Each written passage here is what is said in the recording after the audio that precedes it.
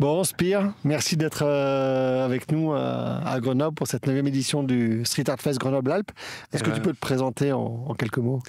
Merci pour l'invitation. Du coup, je m'appelle Corentin, mon pseudo de peintre c'est Spire, et je viens de Belgique, Bruxelles.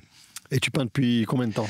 Disons que j'ai commencé à peindre vers 14-15 ans, donc ça fait une vingtaine d'années, et puis de manière vraiment active et sérieuse, ça fait une bonne dizaine d'années. Tu as commencé par le graffiti ou plus académique? Vite fait, ouais, des lettrages et des trucs comme ça.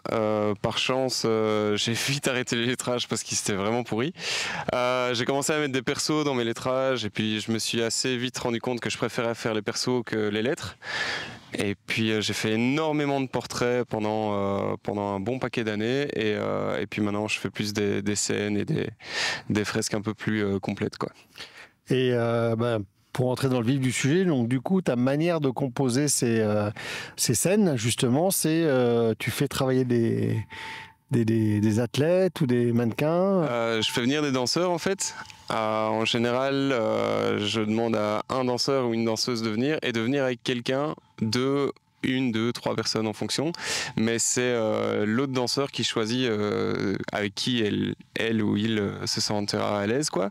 Et du coup, je shoot en studio avec un truc de studio photo classique. Je mitraille parce que je suis pas bon photographe, donc vraiment je fais, allez, on va dire 1000 photos sur un shooting, et puis je recompose.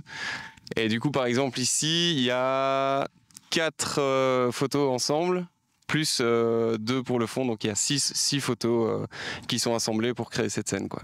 D'accord, donc c'est vraiment un photomontage que tu composes justement pour le mur. Donc tu as cette base de photos, de sujets dans des positions diverses et variées, et Ouais. que tu les assembles de manière à répondre à quoi? À ton inspiration, à une commande? Comment ça se passe? Disons que d'abord j'essaye de penser à un sujet, de quoi j'ai envie de parler à travers la fresque. Je fais un croquis en mode personnage bâton, quoi.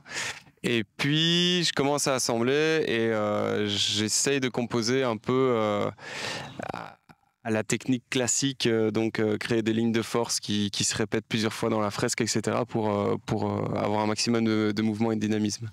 Et en l'occurrence, donc du coup, est-ce que tu peux nous parler de cette fresque-là? Du coup, j'ai beaucoup travaillé sur la manifestation et sur la contestation, le fait de montrer son désaccord avec le gouvernement.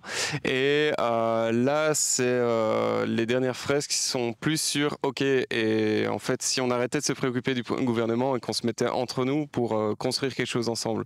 Donc c'est un peu ça l'idée. C'est 2 personnages qui portent un troisième pour l'élever vers la lumière, et donc c'est un message d'élévation commune et de travail ensemble. D'accord, ouais, c'est hyper positif, quoi. On essaye, ouais. Ouais, Parler de l'avenir, vaut mieux essayer d'être positif. c'est cool, parce que là, on est dans le domaine universitaire de Grenoble, hein, sur la ville de Saint-Martin-d'Hères, et donc c'est vrai que sur un des bâtiments du Crous, c'est vraiment là où sont logés les étudiants, et donc du coup, voilà, c'est un message qui leur est particulièrement dédié. C'est dédié à n'importe qui en fait. Donc oui, les protagonistes que j'ai en général, c'est des personnes assez jeunes, etc. Vu que c'est eux qui vont construire l'avenir et le futur. Maintenant, peu importe l'âge que tu as, tu peux être actif et être actif dans le bien commun et participer à ce mouvement d'élévation commune, quoi. D'accord. Et techniquement parlant, comment est-ce que tu définirais ta peinture, ce style de peinture? J'aime pas du tout la définir. Très bien, c'est une bonne réponse.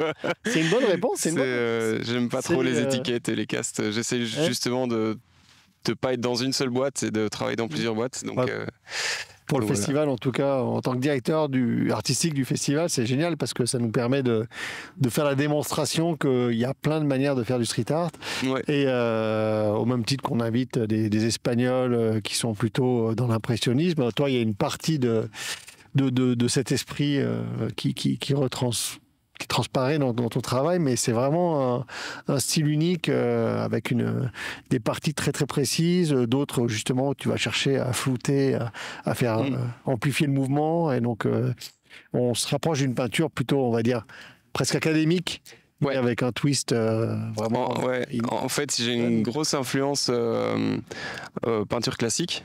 J'adore ça en fait, leur manière de composer, leur manière de travailler à la lumière, etc. Il y a un truc qui est hallucinant dans leur taf.